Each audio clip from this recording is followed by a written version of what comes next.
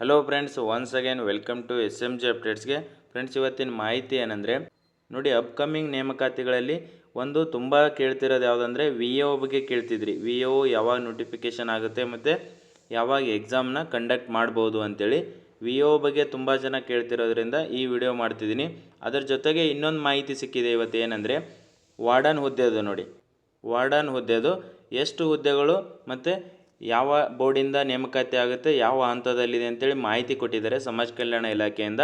ಅದನ್ನು ನೋಡೋಣ. ಅದು ಆದಮೇಲೆ VAO ನೋಡೋಣ. ಅದರ ಜೊತೆಗೆ ಇನ್ನೂ ಬೇರೆದು KPSC KEಯಿಂದ ಬೇರೆ ನೇಮಕಾತಿಗಳ ಬಗ್ಗೆ ಈ ವಿಡಿಯೋದಲ್ಲಿ ನೋಡೋಣ. ನೋಡಿ, ಇನ್ನೂ ಯಾರು ಸಬ್ಸ್ಕ್ರೈಬ್ ಮಾಡ್ಕೊಳ್ಳಾರ್ದೆ ನೋಡ್ತಿದ್ರೆ ಸಬ್ಸ್ಕ್ರೈಬ್ ಮಾಡ್ಕೋಬೋದು. ನೋಡಿ, ವಾರ್ಡನ್ ಬಗ್ಗೆ ಏನು ಮಾಹಿತಿ ಅಂದರೆ ನೋಡಿ, ಒಬ್ಬರು ಸಮಾಜ ಕಲ್ಯಾಣ ಇಲಾಖೆಗೆ ಟ್ವೀಟ್ ಮಾಡಿದರು. ಏನಂತೇಳಿ, ವಾರ್ಡನ್ ಹುದ್ದೆದು ಯಾವ ಹಂತದಲ್ಲಿದೆ ಮತ್ತು ಎಷ್ಟು ಪೋಸ್ಟ್ಗಳಿದೆ ಮತ್ತು ನೀವು ಯಾವಾಗ ನೇಮಕಾತಿನ ಮಾಡ್ತೀರಾ ಅಂತೇಳಿ ಸಮಾಜ ಕಲ್ಯಾಣ ಇಲಾಖೆಗೆ ಟ್ವೀಟ್ ಮಾಡಿದಾಗ ಅವರು ರಿಪ್ಲೈ ಮಾಡಿರೋದು ಏನಂದರೆ, ನಿನ್ನೆ ರಿಪ್ಲೈ ಮಾಡಿದ್ದಾರೆ. ನೋಡಿ, ಟೋಟಲ್ ಎಷ್ಟಂದರೆ 282 ಹುದ್ದೆಗಳಿಗೆ ಆಲ್ರೆಡಿ ಆರ್ಥಿಕ ಇಲಾಖೆಯಿಂದ ಅನುಮೋದನೆ ಸಿಕ್ಕಿದೆ ಅಂತೇಳಿ ಟ್ವೀಟ್ನ ಮಾಡಿದ್ದಾರೆ. ಸೊ ಎಷ್ಟಂದರೆ 282 ಹುದ್ದೆಗಳು. ಮತ್ತು ಅದರ ಜೊತೆಗೆ ನೋಡಿ, ಇನ್ನೊಂದು 875 ಹುದ್ದೆಗಳು ಏನಿತ್ತಲ್ಲ ಇದರಲ್ಲಿ, ಯಾವುದಂದರೆ ವಸತಿ ಶಿಕ್ಷಣ ಸಂಸ್ಥೆಯಲ್ಲಿ, ಅಲ್ಲಿ 75 ಹುದ್ದೆಗಳು ವಾರ್ಡನ್ದಿದೆ. ಸೊ ಅದು ಬೇರೆ ಇದು ಬೇರೆ. ಸೊ ಅದು 75 ಆಗುತ್ತೆ, ಇದು 282. ನೋಡಿ, 282 ಹುದ್ದೆಗಳು. ನೋಡಿ, ನೇಮಕಾತಿನ ಇದು 75 ಏನಿದೆಯಲ್ಲ, ಇದು KE ಕಡೆಯಿಂದ ಆಗುತ್ತೆ. KE ಕಡೆಯಿಂದ ಕಂಡಕ್ಟ್ ಮಾಡ್ತಾರೆ. ಬಟ್ ಇದು 282 ಹುದ್ದೆಗಳು ಏನಿದೆಯಲ್ಲ KPSCಯಿಂದ ಅಂತ ಹೇಳಿದ್ದಾರೆ. ನೋಡಿ, KPSCಗೆ ಪ್ರಸ್ತಾವನೆ ಸಲ್ಲಿಸಲು ಪ್ರಕ್ರಿಯೆಯು ಪರಿಶೀಲನಾ ಹಂತದಲ್ಲಿದೆ. ಇನ್ನು ಪ್ರಸ್ತಾವನೆ ಪ್ರಪೋಸಲ್ ಹೋಗಿಲ್ಲ. ಪ್ರಪೋಸಲ್ ಹೋದ್ಮೇಲೆ ನೇಮಕಾತಿ ಸ್ಟಾರ್ಟ್ ಮಾಡ್ತಾರೆ. ಟೋಟಲ್ ನೋಡಿ 282 ಹುದ್ದೆಗಳು. ಒಳ್ಳೆ ಅಪಾರ್ಚುನಿಟಿ. ಯಾರು ವಾರ್ಡನ್ಗಂತ ಪ್ರಿಪ್ರೇಷನ್ ಮಾಡ್ತಿದ್ದೀರಲ್ಲ ನೋಡಿ, ಯಾರ್ದಂದರೆ ಡಿಗ್ರಿ ಮತ್ತು BEd ಕಂಪ್ಲೀಟ್ ಆಗಿರಬೇಕು. ಡಿಗ್ರಿ ಕಂಪ್ಲೀಟ್ ಆಗಿರಬೇಕು, ಅದ್ರ ಜೊತೆಗೆ ನಿಮ್ದು ಏನಂದರೆ BEd ಆಗಿರಬೇಕು. ಸೊ ಅವರು ಮಾತ್ರ ಎಲಿಜಿಬಲ್ ಆಗ್ತಾರೆ. ಯಾವುದಕ್ಕಂದರೆ ವಾರ್ಡನ್ ಹುದ್ದೆಗೆ. ಸೊ ಯಾರು ಇವಾಗ ಟೀಚರ್ಸಿಗೆ ಓದ್ತಿದ್ದೀರಲ್ಲ, BEd ಕಂಪ್ಲೀಟ್ ಮಾಡಿಕೊಂಡು ವಾರ್ಡನ್ಗೂ ಪ್ರಿಪ್ರೇಷನ್ ಮಾಡ್ಬೋದು. ಯಾಕಂದರೆ ಹುದ್ದೆಗಳು ಜಾಸ್ತಿ ಇದೆ. ಹತ್ತತ್ರ ನೋಡಿ 400+ ಹುದ್ದೆಗಳಿದೆ. ಸೊ ಇನ್ನೂ ಕೆಲವೊಂದು SC ST ಮತ್ತು OBC ಕಲ್ಯಾಣ ಇಲಾಖೆಯಲ್ಲಿ ವಾರ್ಡನ್ ಹುದ್ದೆದು ನೇಮಕಾತಿ ಆಗುತ್ತೆ. 75 ಏನು ಹೇಳಿದ್ದೀನಲ್ಲ ಅದನ್ನೂ ಒಂದಾಗುತ್ತೆ. ಇಲ್ಲಿ ನೋಡಿ, ಸಮಾಜ ಕಲ್ಯಾಣ ಇಲಾಖೆಯಿಂದ ಕೊಟ್ಟಿರೋದು 282. ಇವೆರಡೂ ಸೇರಿಸ್ಕೊಂಡ್ರೆ 350 ಹುದ್ದೆಗಳಾಗುತ್ತೆ. ಇಲ್ಲಿ 357 ಹುದ್ದೆಗಳು. ಇಷ್ಟು ವಾರ್ಡನ್ ಹುದ್ದೆದಿದೆ. ಡಿಗ್ರಿ ಪ್ಲಸ್ BEd ಆಗಿರಬೇಕು. ಓನ್ಲಿ ಡಿಗ್ರಿ ಆಗಿದ್ದರೆ ಆಗಲ್ಲ. BEdನು ನಿಮ್ಮದು ಕಂಪ್ಲೀಟ್ ಆಗಿರಬೇಕು ವಾರ್ಡನ್ ಹುದ್ದೆಗೆ. ಕ್ವಾಲಿಫಿಕೇಷನ್ ಅಷ್ಟಿದೆ. ನೋಡಿ, ಯಾರು ಪ್ರಿಪ್ರೇಷನ್ ಮಾಡ್ತಿದ್ದಾರಲ್ಲ ಕಂಟಿನ್ಯೂ ಪ್ರಿಪ್ರೇಷನ್ ಮಾಡಿ, ಯಾವಾಗ ಬೇಕಾದರೂ ನೇಮಕಾತಿ ಆಗ್ಬೋದು. KPSCಯಿಂದ ಅಂದರೆ ಇನ್ನೂ 1 ತಿಂಗಳು 2 ತಿಂಗಳು ಲೇಟ್ ಆಗ್ಬೋದು. ಯಾಕಂದರೆ ಹಳೆ ನೇಮಕಾತಿಗಳು ಏನಿದಾವಲ್ಲ ಅದನ್ನು ಕಂಪ್ಲೀಟ್ ಮಾಡಿ ನೆಕ್ಸ್ಟು ಹೊಸ ನೇಮಕಾತಿಗಳನ್ನು ಸ್ಟಾರ್ಟ್ ಮಾಡ್ತೀವಿ ಅಂತ ಹೇಳಿದ್ದಾರೆ. KS, group B, group C ಇದೆ, IEOದಿದೆ. ಸೊ ಇವೆಲ್ಲ ಕಂಪ್ಲೀಟ್ ಮಾಡಬೇಕು. ಇನ್ನು PDOದು 1:1 ಬಿಡಬೇಕು. ಅದನ್ನೆಲ್ಲ ಫೈನಲೈಸ್ ಮಾಡಿ ನೆಕ್ಸ್ಟು ಹೊಸ ನೇಮಕಾತಿಗಳನ್ನು ಸ್ಟಾರ್ಟ್ ಮಾಡ್ತೀವಿ ಅಂತ KPSCಯಿಂದ ಮಾಹಿತಿ ಸಿಕ್ಕಿರೋದು. ನೋಡಿ, ಈಗಾಗಲೇ ನೇಮಕಾತಿಗಳು ಸ್ಟಾರ್ಟ್ ಆಗಿದ್ದಾವೆ. KE ಕಡೆಯಿಂದ PC ಆಗಿದೆ, 2 ರೀನೋಟಿಫಿಕೇಷನ್ ಆಗಿದೆ, ಇನ್ನೊಂದು ಹೊಸ ನೋಟಿಫಿಕೇಷನ್ ಮಾಡಿದ್ದಾರೆ. ಅದು 6 ಪೋಸ್ಟ್ ಅಷ್ಟೇ ಇರೋದು. ಬಟ್ ನೇಮಕಾತಿಗಳು ಮಾತ್ರ ಸ್ಟಾರ್ಟ್ ಆಗಿದ್ದಾವೆ.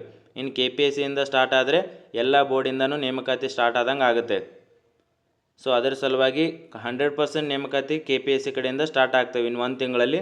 ಯಾರು ಪ್ರಿಪ್ರೇಷನ್ ಮಾಡ್ತಿದ್ದಾರಲ್ಲ ಕಂಟಿನ್ಯೂ ಪ್ರಿಪ್ರೇಷನ್ ಮಾಡಿ. ಈ ಆಪರ್ಚುನಿಟಿ ಮಿಸ್ ಮಾಡಿಕೊಂಡ್ರೆ ನಿಮಗೆ ಮತ್ತೆ ಆಪರ್ಚುನಿಟಿ ಸಿಗಲ್ಲ.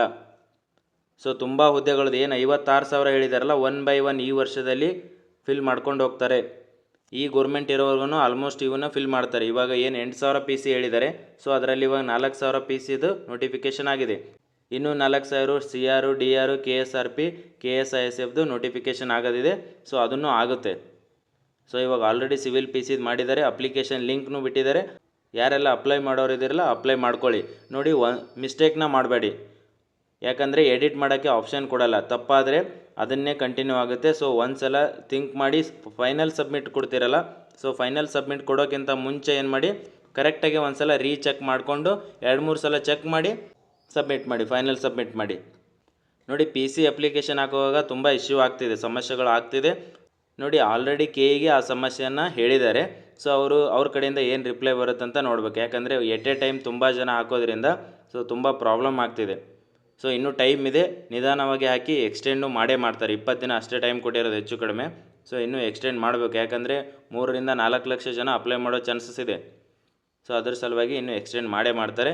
ಇಷ್ಟು ನೋಡಿ ವಾರ್ಡನ್ ಹುದ್ದೆದಿದೆ. ಇನ್ನೊಂದು ಯಾವುದಂದರೆ ತುಂಬ ಕೇಳ್ತಿರೋದು ಯಾವುದಂದರೆ VAO. ನೋಡಿ, ವಿ ಎದು 500 ಹುದ್ದೆಗಳಂತ ಹೇಳಿದ್ದೀನಿ, ಇದು ಕಾಲ್ ಆಗುತ್ತೆ.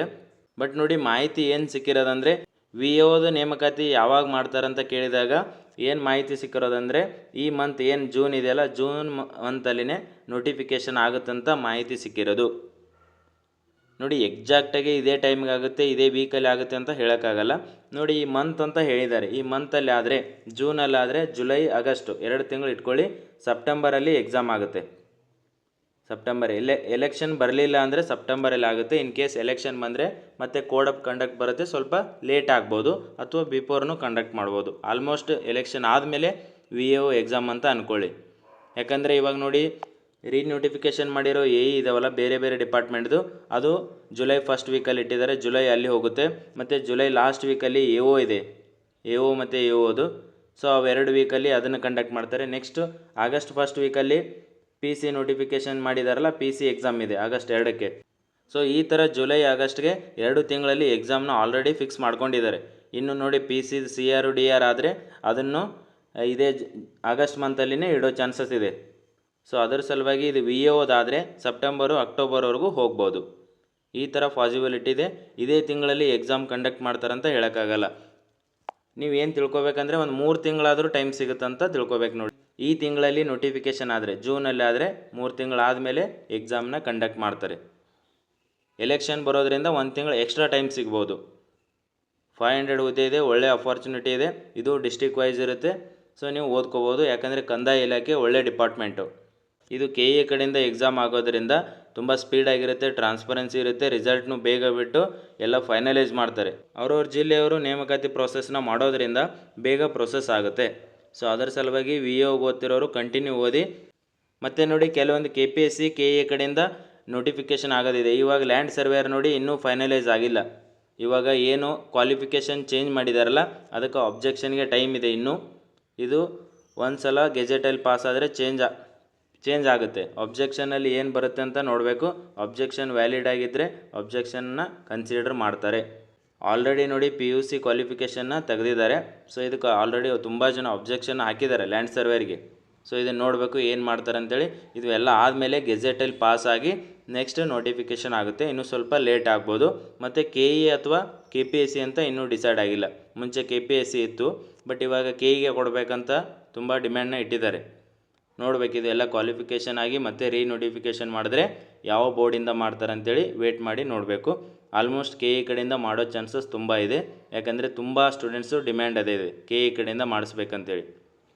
ನೋಡಿ ಕ್ವಾಲಿಫಿಕೇಷನ್ ಚೇಂಜ್ ಆದರೆ PUC ಕ್ವಾಲಿಫಿಕೇಷನ್ ಕಂಪ್ಲೀಟಾಗಿ ತೆಗೆದ್ರೆ, ಇವಾಗ ಏನು ಆಲ್ರೆಡಿ ತೆಗೆದಿದ್ದಾರಲ್ಲ ಅದನ್ನು ಫೈನಲೈಸ್ ಆಗಿ ಗೆಜೆಟಲ್ಲಿ ಪಾಸ್ ಮಾಡಿದ್ರೆ ಅಪ್ಲಿಕೇಶನ್ಗಳು ತುಂಬ ಕಡಿಮೆ ಬರುತ್ತೆ, ಲೋ ಕಾಂಪಿಟೇಷನ್ ಇರುತ್ತೆ.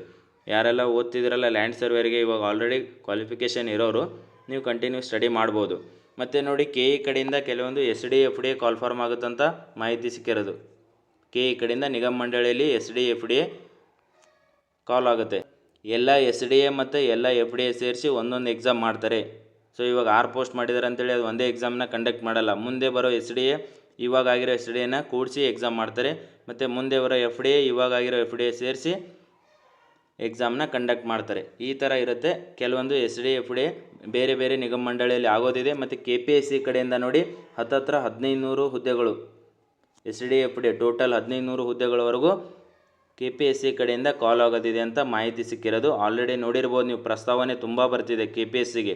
ಬಟ್ ಅವ್ರು ಇನ್ನೂ ಆಗಸ್ಟಿಂದ ನೇಮಕಾತಿ ಏನು ಸ್ಟಾರ್ಟ್ ಮಾಡ್ತೀವಿ ಅಂತ ಹೇಳಿದಾರಲ್ಲ ಅದರ ಸಲುವಾಗಿ ಯಾವುದೇ ನೇಮಕಾತಿನ ಅವ್ರು ಮಾಡ್ತಿಲ್ಲ. ಇವಾಗ ಆಲ್ರೆಡಿ ಬೇರೆ ಬೇರೆ AE ಬಂದಿದ್ದಾವೆ, JE ಬಂದಿದ್ದಾವೆ, SDA FDA ಈ ಥರ ಬೇರೆ ಗ್ರೂಪ್ C ಎಕ್ಸಾಮ್ಸ್ಗಳು ತುಂಬ 1 by 1 KPSCಗೆ ಪ್ರಪೋಸಲ್ ಬರ್ತಿದೆ. ಸೊ ಅವೆಲ್ಲ ಸೇರಿಸಿ 1 by 1 ನೋಟಿಫಿಕೇಷನ್ ಮಾಡ್ತಾರೆ. KPSC ಅವರು ನೋಡಿ ಸ್ಟಾರ್ಟ್ ಮಾಡಿದ್ರೆ ಅವ್ರದ್ದು 1 by 1 ನೋಟಿಫಿಕೇಷನ್ಗಳು ಆಗ್ತವೆ. ಇವಾಗ ಆಲ್ರೆಡಿ ಏನು ಹಳೆ ನೋಟಿಫಿಕೇಷನ್ಗಳಿದಾವಲ್ಲ ಅದನ್ನು ಕಂಪ್ಲೀಟ್ ಮಾಡೋಕ್ಕೆ ಅವರು ಟೈಮ್ ತೊಗೋತಿದ್ದಾರೆ. ಮತ್ತು ನೋಡಿ ಟೀಚರ್ಸ್ ರಿಕ್ರೂಟ್ಮೆಂಟ್ ಮಾಹಿತಿ ಸಿಕ್ಕಿರೋದು ಏನಂದರೆ ಇನ್ನು 10 ಡೇಸ್ ಅಥವಾ 15 ಡೇಸಲ್ಲಿ ಟೀಚರ್ಸ್ ರಿಕ್ರೂಟ್ಮೆಂಟ್ ಕಾಲ್ ಆಗುತ್ತೆ ಅಂತ ಹೇಳ್ತಿದ್ದಾರೆ. 15,000 ಹುದ್ದೆಗಳು ನೋಡಿ. ಸೊ ಟೀಚರ್ಸ್ಗೆ ಒಳ್ಳೆ ಅಪಾರ್ಚುನಿಟಿ. ಯಾರು ಓದ್ತಿದ್ದಾರಲ್ಲ ಕಂಟಿನ್ಯೂ ಪ್ರಿಪ್ರೇಷನ್ ಮಾಡ್ಬೋದು. ಇನ್ನು 15 ದಿನ ಅಂತ ಹೇಳಿದ್ದಾರೆ. 10-15 ಡೇಸಲ್ಲಿ ಟೀಚರ್ಸ್ ರಿಕ್ರೂಟ್ಮೆಂಟ್ ಆಗುತ್ತೆ. ಲ್ಯಾಂಡ್ ಸರ್ವೇಯರು, SDA FDA ಮತ್ತು VO ಇಷ್ಟೆಲ್ಲ ಕಾಲ್ ಫಾರ್ಮ್ ಇದೆ. ಮತ್ತು JEದು ಲಾಸ್ಟ್ ವಿಡಿಯೋ ಮಾಡಿ ಹೇಳಿದ್ದೀನಿ. ಸದ್ಯಕ್ಕೆ ಆಗೋ ನೋಟಿಫಿಕೇಷನ್ಗಳು ಯಾವುದಂತ ಹೇಳಿದ್ದೀನಿ, ಮತ್ತು ಇನ್ನೂ ಲೇಟಾಗಿ ಆಗೋದು ಯಾವುದಂತ ಹೇಳಿದ್ದೀನಿ. ಈ ಥರ ನೋಟಿಫಿಕೇಷನ್ಗಳಾಗ್ತವೆ. ಮತ್ತು ನೋಡಿ ನಿಮಗೆ ಯಾವುದಾದ್ರೂ ಪೋಸ್ಟ್ಗಳದ್ದು ಮಾಹಿತಿ ಬೇಕಿದ್ದರೆ ಕಮೆಂಟ್ನ ಮಾಡಿ, ಇನ್ಫಾರ್ಮೇಷನ್ ಇದ್ದರೆ ನಾನು ಅಪ್ಡೇಟ್ ಮಾಡ್ತಿರ್ತೀನಿ. ವಾರ್ಡನ್ ಹುದ್ದೆ ಒಳ್ಳೆ ಅಪರ್ಚುನಿಟಿ ನೋಡಿ, ಯಾರು ಓದ್ತಿದ್ರಲ್ಲ ಕಂಟಿನ್ಯೂ ಸ್ಟಡಿ ಮಾಡ್ಬೋದು. B.Ed ಕಂಪ್ಲೀಟ್ ಆಗಿರಬೇಕು, ಡಿಗ್ರಿ ಕ್ವಾಲಿಫಿಕೇಷನ್ ರಿಕ್ವೈರ್ಡ್ ಇದೆ ಅದಕ್ಕೆ. ಓಕೆನಾ? ನೋಡಿ ಇಷ್ಟು ಮಾಹಿತಿ ಇವತ್ತಿಂದಿದೆ. ಇದೇ ಥರ ಏನಾದರೂ ಇನ್ಫಾರ್ಮೇಷನ್ ಸಿಕ್ಕರೆ ಅಪ್ಡೇಟ್ ಮಾಡ್ತಿರ್ತೀನಿ. Thank you friends.